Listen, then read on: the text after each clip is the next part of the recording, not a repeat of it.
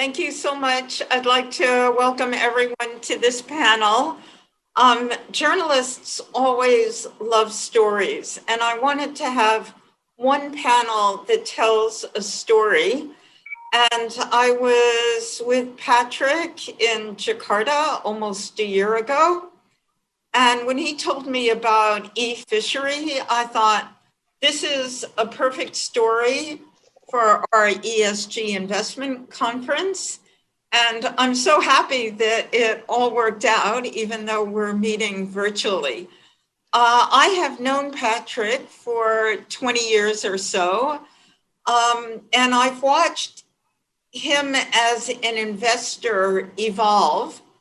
And many of you in the audience think, how do you make the transition from being an institutional investor to one where impact and ESG is part of what you do and it's not compartmentalized? And Patrick is a wonderful role model for that. And so I wanted to start out by introducing him. Before I go into greater detail about Patrick, I'm just going to take a minute to introduce you in the audience to Kylie if you didn't hear his earlier session. He is an early investor, always has been an early investor, always has put sustainability at the heart of what he does. Whereas Patrick has made a transition. When I first met Patrick, he was a private equity guy. And being a private equity guy is very different from going earlier stage. And in some ways, private equity is all about mature. And the managements are tried and true. And if they don't work out, you can replace them. With an entrepreneur, it's a very different relationship. Patrick, I'm going to have you introduce Gibran to us and then have you say what was appealing about Gibran and why you invested in him. And particularly talk about the prospect for scale, because that separates what Patrick does in his private capacity from what he does in his fund. And everything is ESG, but it's all about, can this company have the potential to scale? A long introduction for me, but Patrick, I now delegate to you to introduce Gibran. Thank you, Henny, for the kind introduction. I'm pleased to introduce Gibran to the audience. So I met with Gibran about maybe 5 years ago when he was just about to start the business. And if I didn't spend the time to speak with him, I would not have guessed that he was a talented entrepreneur. He was very humble in appearance and in the way he carried himself. And he explained to me what he was planning to do, which is basically creating an IoT device that can predict the time of which fish need to be fed and also to stop the feeding, monitor the quality of the water and all different kind of variables that at the end would increase the yield of fish production in fish farms. And in the context of Indonesia, fish farming is a very big industry. Indonesia is the second biggest fish producer in the world. But at that time, I didn't make the investment. We let one of our affiliate investment seed fund investor to lead the round, a company called Ideosource, because I thought that this was a nice pitch, but I wasn't sure that he could actually make it happen. Then he made it happen. The result is very impressive. I think for us, what's very telling is that when we survey the farmers, their income grew by roughly 50% in average. In some good cases, they can double their income, and in some best cases, they grew their income by 3x. Right, so a big impact. And yet he has only scratched the surface in terms of penetration. The industry is big. So there's still a lot of growth potential, and he's also expanding. He also expanded his business by supplying fish feed to the farmers, and recently also start to buy the fish himself. So big impact, and it's a business that is scalable, good unit economics. So that's the reason why Northstar, our private equity fund, finally decided to step in. And we told Gibran early this year that he doesn't have to worry about funding. We'll come in, and then we backstop his fundraising. We also happy that there are funds that co-invested with us. But that's the story how we started our journey with Gibran. Gibran, you personify how tech and ESG come together. And, tech's, potential to transforming agriculture and farming and fish farming is just amazing. What made you come up with this idea, which was so specific, about applying IoT to fish farming? It's not the most obvious, intuitive kind of business model. Yeah, first, thanks a lot for the introduction, Patrick, and then also Henny. First of all, I didn't came from that tech background or engineering background, right? I was a fish farmer myself. I started my own fish farms since I was in college. From one pond in the beginning, and until I was graduated, I have 76 ponds. And that's where I was engaged with the fish farming industry and that see was the in Java. Massive opportunity. Exactly, that's in West Java, in the south part of Bandung. And then it was catfish business, and I realized that I want to grow my own fish farms because I only have 76 ponds. I want to grow it to 1,000 and hundreds of ponds, and then so I spoke to bigger and larger scale fish farmers. And when I spoke to them, I asked about what would be the challenge in their current business and the current scale. And everyone said that the feeding cost is the challenge because feed cost is 70 to 90% of the total cost, and it's done manually by labor. Sometimes the labor steal the feed, and sometimes the labor overfeed the fish. And a lot of lakes in Indonesia, the feed is also the highest pollutant to the water. So I think I saw that opportunity and impulsively told the fish farmer that what if I can build you a machine that you can feed your fish automatically using your phone? Would you use it or not? And then he suddenly said, hey, if it's working, then he owns 2,000 of ponds, right? All of my 2,000 ponds will be using your machine. How much is it? And is it $300 more or less? Okay, $300 times 2,000. If it's really work, every machine that I'll be using it. Then I saw an opportunity as an entrepreneur that, hey, no one is doing it and no one is providing this kind of technology. Every innovation is revolved around to solve challenges and issues in the urban level, right? And no one is trying to solve this fundamental issue for food sector, particularly the fish farming that I had been familiar with. Then I decided to pursue the idea and started to build the technology. And then one thing led to another, started to build the business models until right now we can provide different kind of services by using the technology. But practically, like the basic of our ideas and has been always the basic of our business is simply to solve the problems that what we see for fish farmers, for the sector itself.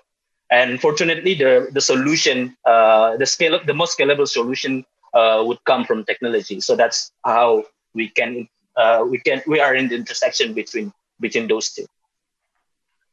That's great. Kali, the first time you met Gibran, he hadn't started eFishery, right? How did you? No, he has. He already had. Yes.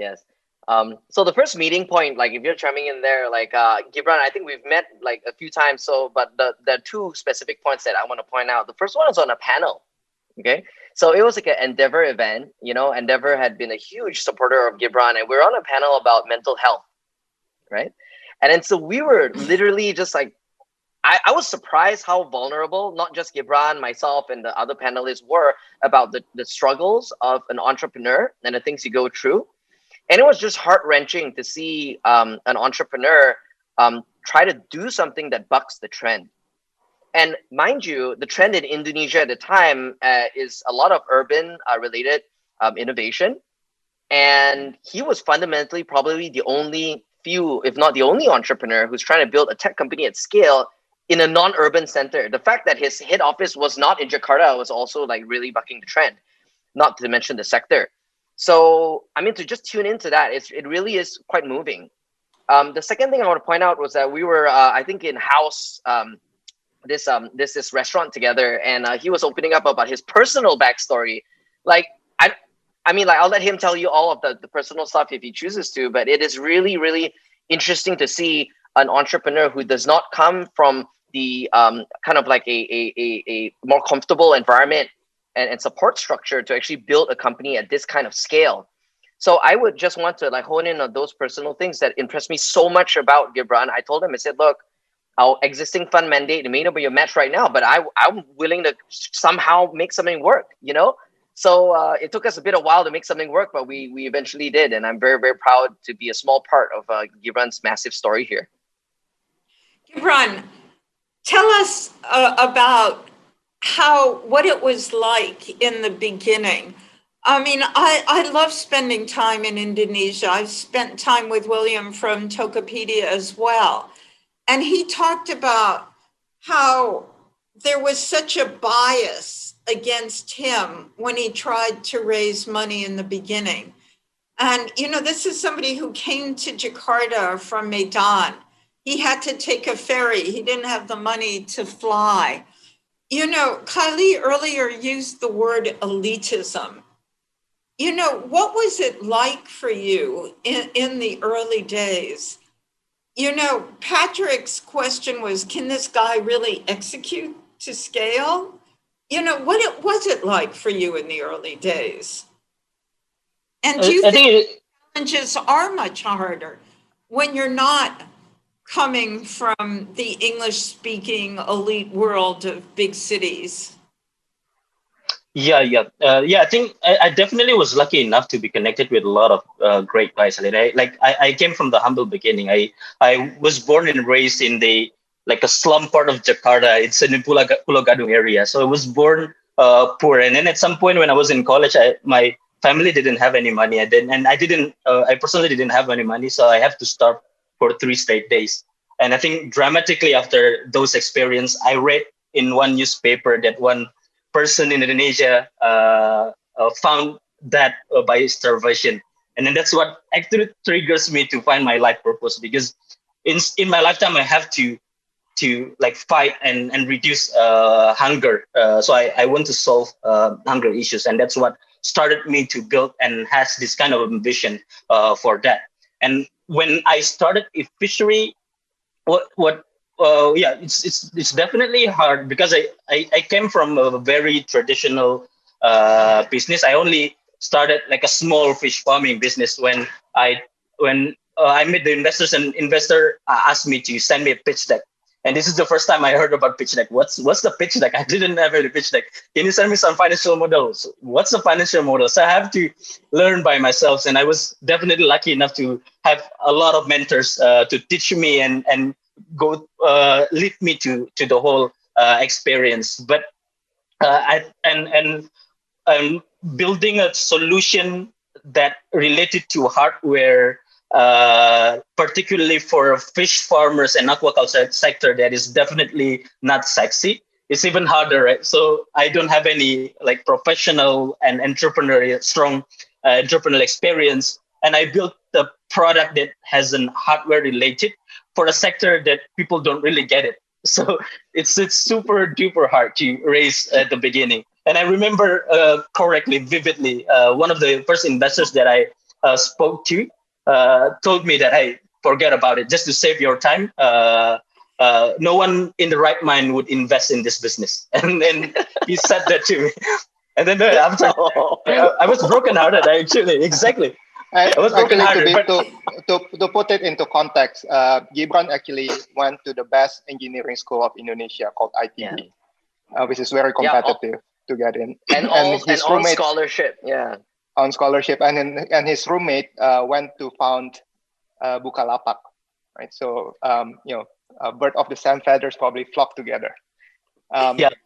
and Exactly. one thing that struck me when I talked to Gibran, because I know, I'm Indonesian. I know a lot of good entrepreneurs and good students, but there was something really special about Gibran because the way he explained his logics and the way he looked at problems, and he always asked questions, and he always came for advice. So one of the most telling moment when was he brought one of Silicon Valley's top VC firms to my office, and this they have an Indian regional headquarters, if you will. And he said that, Patrick, can you please let me in to invest in e-fishery? And I asked him a question whether he had seen this type of a model in India, and he said that as far as he knows, there's no model like this anywhere in the world, and definitely not in India. So that is, to Kylie's point, a lot of VC made the simplification when we back a business. Of course, hardware by itself is already a big hurdle to overcome. And the other thing is that normally we look at what had worked in other places, whether it's in China, America, or India. And to underwrite a business model that is totally native um, is also a big challenge. That's such a wonderful point. I mean, the fact that you had a scholarship to the best university surely, made such a difference to your life. But after you graduated and you had this idea, what apart from fundraising and meeting investors who said, forget it, Gibran, become a journalist or whatever, what were your biggest challenges at first? Yeah, after we built the product, it's also a challenge for us to introduce the technology itself, right? Because we built a mobile-based, cloud-based IoT solution for fish farmers in rural area that never own a smartphone. So it's something that they can't really understand. But we realized that what we've seen and what we've read in the other sector, that technology can actually help them to foster, and it's necessary. I mean, it's definitely hard, but it's necessarily hard, what I can say. So we try to introduce them. We lend them the smartphone. We introduce them about the different kind of contents that the smartphone can get. After a while, then we introduce them about the technology. But after we get the technology, then they're already engaged, and we built that kind of trust and the community between the farmers. And then that's what actually increased the adoption later. And then the farmers will then be our advocate to get this benefit to the other farmers. Hey, I get benefit and I can increase my income. You should come to, and that's what organically built the whole ecosystem. And then after that, then it's then also creating a strong value for us to make the whole fundraising process easier, because we have more users. Our unit economics is stronger. The adoption, as I mentioned, one of the key metrics that we're proud of is we have 0% churn rate. So unlike other SaaS companies and other that has struggling to maintain the retention, we have like 0% since the lifetime. So that's also the metrics that we built since the beginning, because we care about the community. But then it helps on the whole other side of the business, which is fundraising process. At the end, the numbers speak for themselves. One of the reasons I love this story, Patrick, is that, when we first started this conference, all the investors assumed there were trade-offs, that if you were going to invest in something that had such a feel-good ESG element to it, the returns would necessarily be lower. And what you show with e-fishery, all three of you, is there isn't that trade-off. As you say, Gibran, your unit economics makes sense. As Kylie was saying, your EBITDA is positive. One of the other themes that came across during the conference today, and it started off with Ravi Menon's wonderful speech this morning, was what can governments do And, for you, with the fish farmers, you're introducing them to the 21st century. Yesterday, I must tell the audience, when we were discussing this, Patrick's thing is government should do no harm. Government should do no harm. But from your point of view, Gibran, are there things the government can do, whether it's subsidizing smartphones or training people in rural areas about how technology can make things better? There are governments that have resources like Singapore who want to bring up the whole region, and there are governments that have more constraints on resources. But from your point of view, and the point of view of the Monetary Authority of Singapore, who keep raising this very interesting question of how can we contribute to the ecosystem, do you have advice for governments about what they can do to help you leverage your efforts? Yeah, I definitely think that being in a not highly regulated sector, we don't have any like issues over the regulation and don't have any friction for that matters. And on So the the real case, we government doesn't have any negative role exactly, to go away with as a which is start. great. Which is great. Yes. So that's a start. Low And second, I mean, expectations as well. exactly. And second, we have a real case by working with both local governments and the national government that we create this kind of fish digital villages. Right now, we have close to 100 of fish digital villages in West Java and Sumatra, which is supported by the local governments that create a subsidized subscription model for the fish farmers, so they can be attracted to use this kind of technology. But we both are also engaging some largest state-owned telco companies and largest state-owned banks to contribute for value chain services. So the state-owned, the telco company will provide the smartphone and the connectivity, and the banks will provide the financing as part of the subsidized loan as a government program as well. So we bring it as one package solution. Then it then scale up pretty quickly, at least for the first adoption. But after the first adoption is there, then we as a private sector have interest to sustaining the communities and sustaining the business afterwards, and then everyone will get quite a win-win cut by scaling that practice in those communities. Carly, do you have a view on this? Yeah. Governments can play a more proactive role in bringing technology to agrarian communities.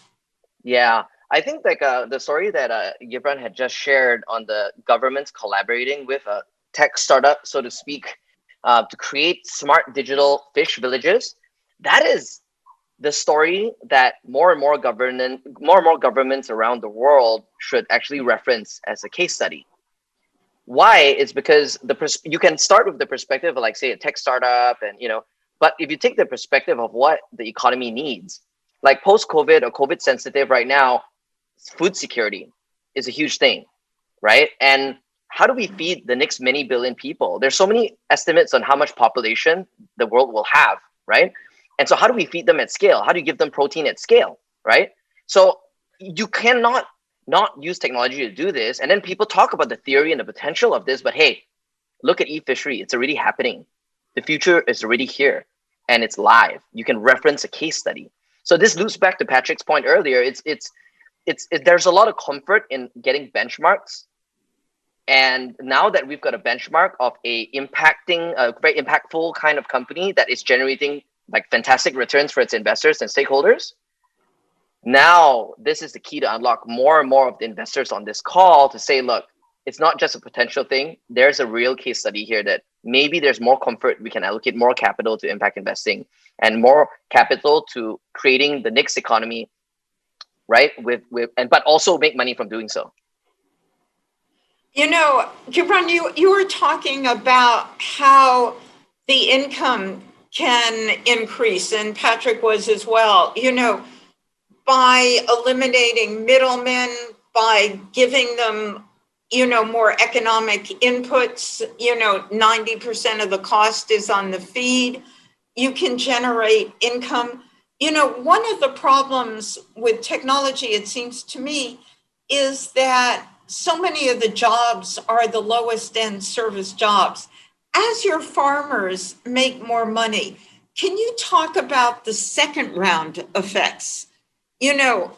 Does it mean that they can send their kids to better schools and more opportunities? What are those kinds of second round effects as they generate more income in a more sustainable way, instead of just saying the only thing I can do is overfish, for example, and Yes. sacrifice short term for long term? Yes, absolutely. So we have a real case on that. So I'll talk about the story of our farmers then. So first, farmers is the farmers working in the groups, right? So there's one farmers group that only have 15 members and operating around 50 plus ponds. But after using e-fishery, getting access to the financing, getting access to technology, and getting access to the market, right now the community of the fish farmers grew to 50, and they're operating 400 ponds by themselves. Which is what we see, that after we impacting one small communities, the communities will then impacting that in one villages. So then the local communities will then foster by giving the access on that. And the second, the true story of the also other farmers group is 24 farmers. One of the leaders of the farmers group then get benefit on that. Initially, they only managing 150 ponds, but then they grew it to 300 plus ponds. But by increase, because the income increased, he was able to send his daughter to go to school in ITB and top in the business and management school in ITB.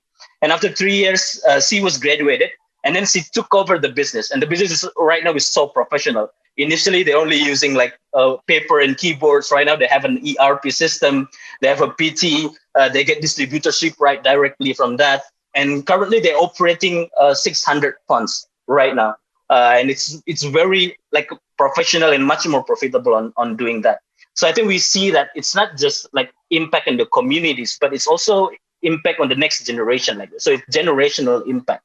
Then we also see that by giving the access of technology, you can reducing the discrepancy of technology, right? But after a while, you can also reducing the inequality in both economic and social, because technology can opening access and give it a level playing field for everyone to get the same access to a better living and livelihood. So today, what would you say is your biggest challenge? I mean, you've shown that you can execute. Yeah, I think the biggest challenge is came from Patrick's question when before he was invested in us, and then he asked me, okay, right now you have thousands of farmers. Right now we currently have 8,000 farmers and close to 50,000 of ponds, right? And then Patrick asked me, in Indonesia we have 3.5 million of farmers. How do you, if money is not the problem, how do you go to 1 million farmers? And I had a headache simply by thinking about the answer. But yeah, that's currently the challenge right now. We definitely have scaled it, but the opportunity is still bigger. So the opportunity to create much bigger impact is there, and it's another challenge for us to go to 1,000 farmers to 1 million of farmers for the next 5 years. So that's the challenge that we try to face and what we're pursuing. I mean, Patrick would say, that there are enough private sector solutions. Do you agree with that? Or do you think that the government could be helping you scale, bringing to other islands? Yeah, definitely there are enough private solution, and we don't really need any kind of preferential treatment from the government to do so. We just think that there are much more synergy that we can do, that we can have like a better in the same interest, which is what our base interest is in the communities, right? The governments also care about increasing the income locally, and what is also in our best interest. So we think that with the long hand of the government, the government can help us to accelerate the whole process on building our business. You know, one of the things that isn't true of your business, but it is true of some of the other technology facilitated businesses. You know, so Patrick, we've talked about Gojek. I mean, one of the most wonderful things I think is Nadeem, the founder of Gojek, becoming Minister of Education. And that makes such a difference. You know, is there enough of a social safety net for tech-enabled services today? What do you think, Patrick? Safety net in what sense, Henny, if I may ask? So, you know, if I spend a lot of time in India, as you know, today I would rather be a driver for you than for a ride-sharing company. Because if my kid is sick, I know you'll help me. If my kid wants to study English, you'll help me arrange tutoring so that I have some kind of social safety net. But, you know, in many countries, there isn't much of a social safety net, you know, for gig economy workers. You know, do you think that there is some partnership there for the private sector and the government to work together so we have all the wonderful effects of technology and can supplement the shortcomings in these early days of these new business models? Definitely. So in the case of Gojek as an example, we actually have been working with the government to classify our driver partner to become what's called a business unit, a micro business unit. By doing that, they are registered, they are part of the financial system, and they also get the preferential tax treatment. So they will only be taxed at about 2% of their revenues, even smaller than that, and that's final tax, right? But with that, they get all the social benefits from the government and the social safety nets and whatnot. So that's what we have been doing with the government. Now on the private side, because this is a competitive business, we also have to give incentives to our drivers to be part of our platforms. So we provide insurance, we provide financing for them, and whatnot. And the number speaks for itself. We have about 2 million drivers in our system in Indonesia, and I think our competition should have something similar to us. So these are jobs that would not have otherwise existed. Yes, given some of them are doing this as a part-time jobs, but we feel that the attractiveness is there from our driver partners. Ali, do you want to add anything in a minute? Yeah, so I think the extension of Patrick's point as well is that governments around the world and especially here in Indonesia, they look at tech startups and the distribution they have as a way to also introduce and distribute services.